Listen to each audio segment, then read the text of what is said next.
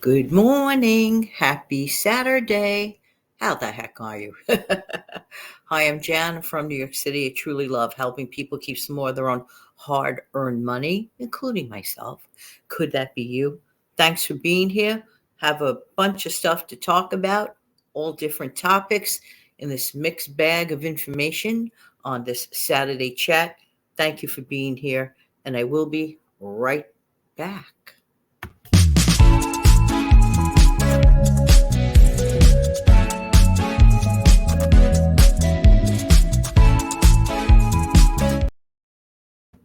Okay, so the first thing that I want to get into is a channel that I just like stumbled over recently, just like it was like there. And it mentioned that there are going to be five big changes to for people who receive food stamp benefits upcoming.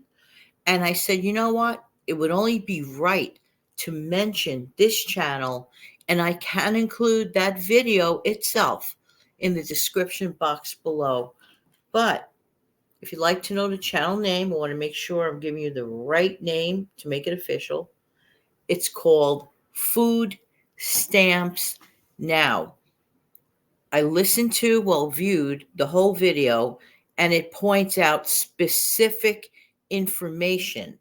That gentleman surely did his research on this matter and the matters that he mentioned. So, for the many people who might possibly be viewing this, who either needs to get food stamps or you're on food stamps, and of course, the program is called SNAP, Supplemental Nutrition Assistance Program, formerly known as food stamps, but the channel itself is called Food Stamps Now. Gives some really important updated information and changes that are about to take place in the upcoming new year. So if this applies to you, strong suggestion to go to that video, and I will hook it up in the description box below. How's everybody doing this weekend? I hope that you're doing well. In a couple of days, I already recorded this because I record, a week ahead of time, basically. In a couple of days, you're going to hear about my oatmeal breakfast. Now, that sounds kind of strange, but you're going to hear about my oatmeal breakfast. Let's just say it was almost like a new revelation. That will upload on this upcoming Tuesday morning. Yeah, I believe next Tuesday. Yeah, Tuesday. Okay, let's see what else is going on besides that revelation. How you doing with your Christmas shopping? Are you finished? Do you celebrate Christmas? Did you wrap gifts? Are you not into gifts? Let me know in the comment section below. Or are you really love giving gifts? It doesn't have to be a certain day, and that's the way maybe you're treating, this particular time of the year. Did you overeat yet, or you're planning on overeating? I did have my indulgence that I mentioned distinctly that I wanted on recently on the Everywhere with the Steve Young 74 channel. We got into a very detailed conversation on his most recent upload last week. And I talk about one item that I am going to get, and I did get that item, and I did like it. Because the last time I had chocolate was 1 year ago. And it's funny, it's interesting when you order certain things online, you get a history of, the last order, kind of, sort of. And it said last ordered on December of 022. Proof positive. So I'm like, okay. So that's kind of good. It's like a guilty pleasure. Like, oh, yes, I definitely wanted that specific chocolate. So I've been into it, and it was like a very revealing moment. Yeah, I really wanted it. And then after I was done, I was like, that was really good. But then you feel sad, like, oh, you feel like guilty, like, oh, no, I hope I didn't overdo it, blah, blah, blah. That's when I jumped into exercise and get off, trying to just exercise and get away. But so that was fun. I got all my wrapped gifts already wrapped up. and ready to go. And that's always a good thing. Let me see. Let's talk today another subject about handling disappointments. Are you very good at handling disappointments? Kudos to the folks that are. I know that when we're much younger, we're children, it's like, oh, disappointments, like you don't even want to think about it when you're a kid. But as you get older, you kind of learn how to handle it. You might bite down your lip and, grin and bear it or whatever. But it's still not the easiest thing to do, handling disappointment. What made me think of that, I was watching an old classic TV show, a little sitcom, with the two brothers, and one of my favorites, as you probably figured out already.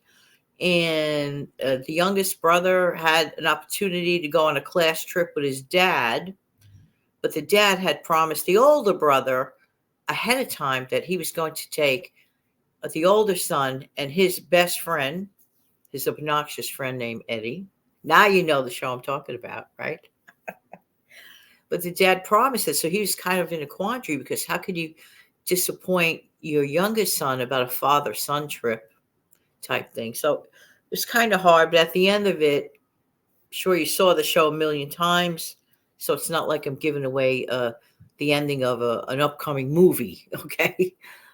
Basically, Wally learns how to, I guess, handle the moment of disappointment.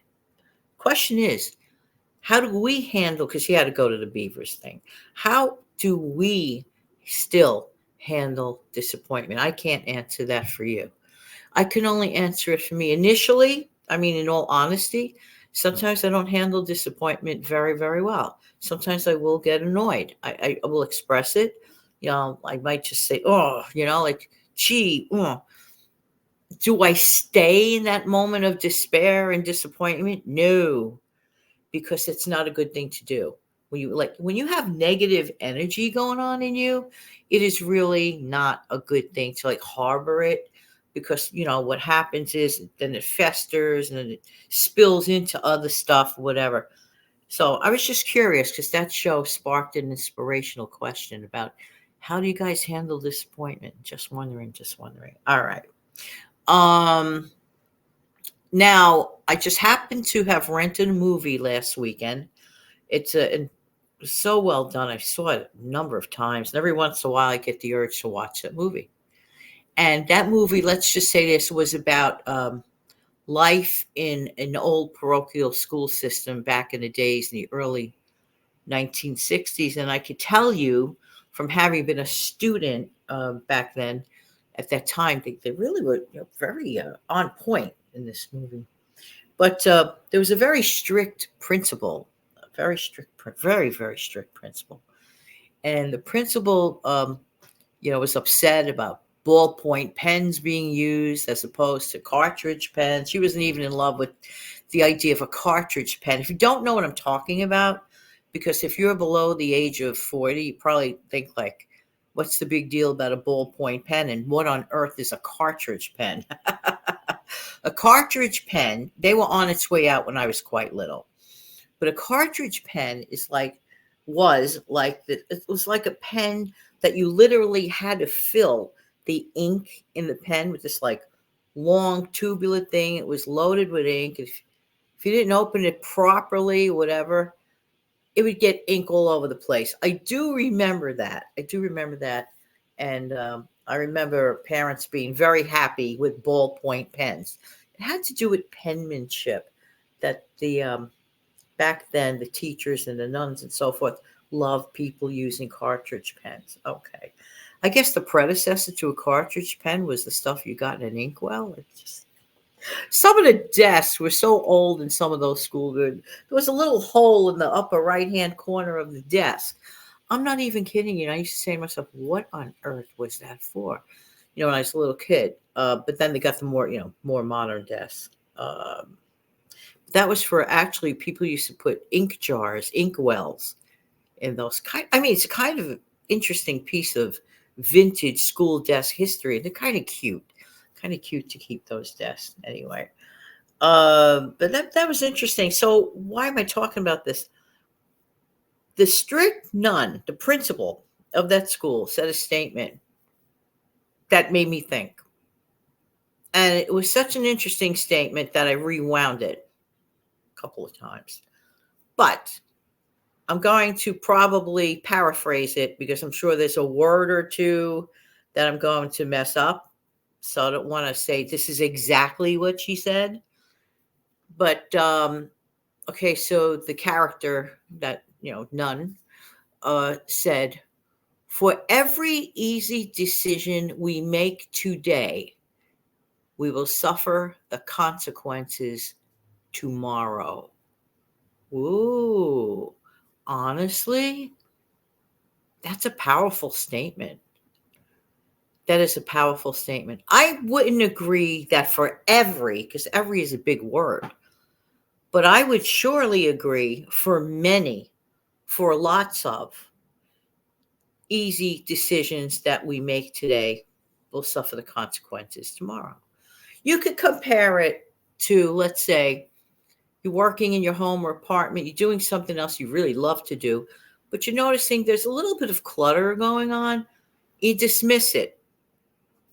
Or you have a little bit of laundry, just little itsy bitsy teensy weensy. Dismiss it. Go on about your day, still doing the stuff you rather do than those things like declutter or do the laundry. Then the next day comes, you promise yourself you're gonna do it tomorrow. You really mean it. And you really maybe do mean it. Then the next day you get a phone call from a long lost friend. Hey, I'm in the area. Let's take a ride or a walk to the beach. Okay, what's more fun? Taking a ride or a walk to the beach or dealing with the clutter or the laundry? I say beach sounds a lot more fun. I'm just saying the truth. Beach sounds more fun.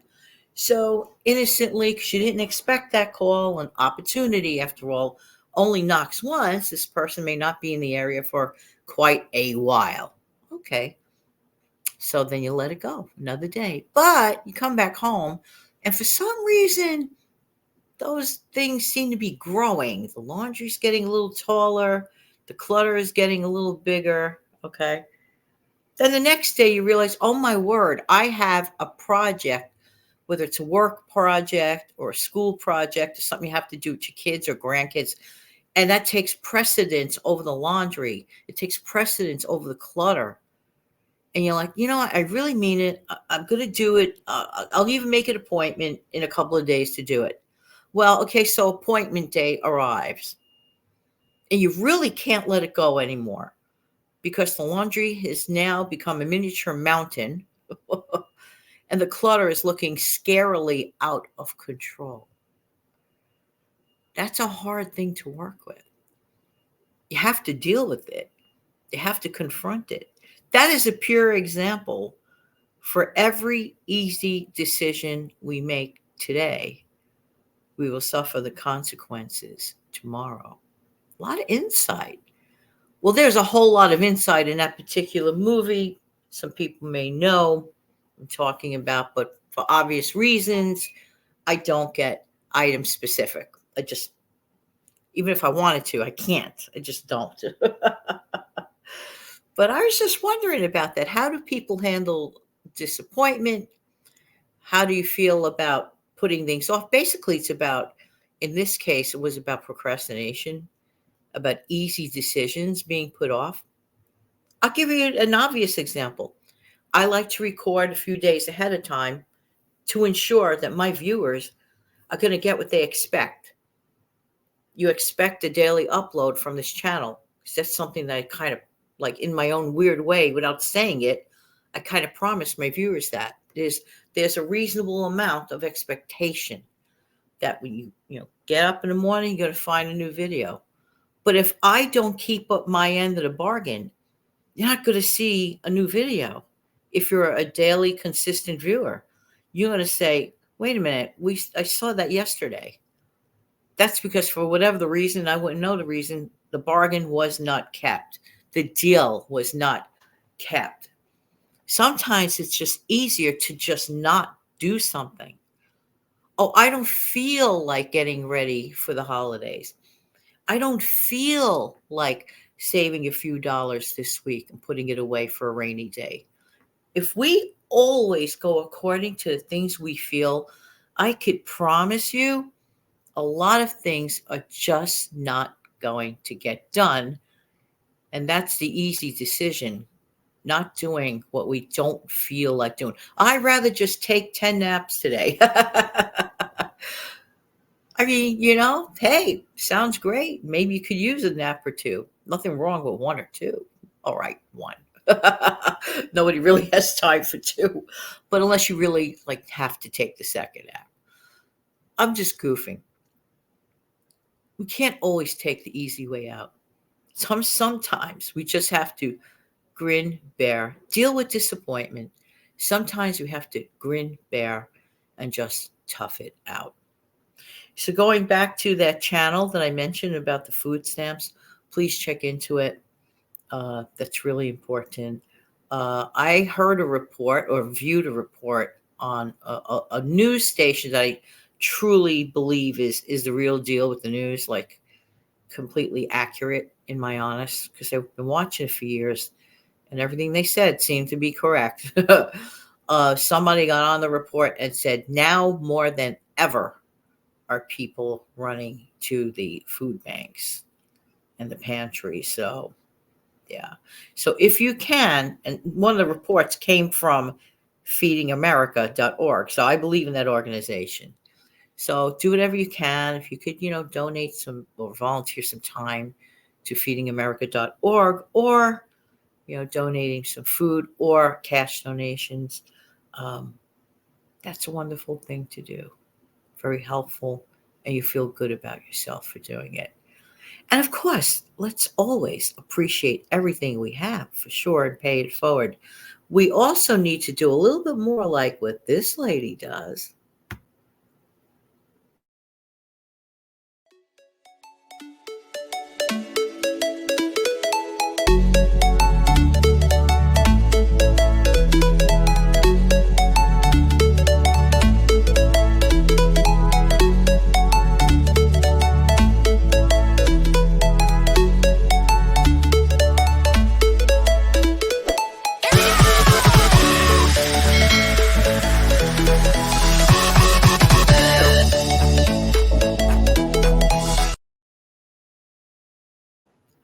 Have an amazing, fantastic day.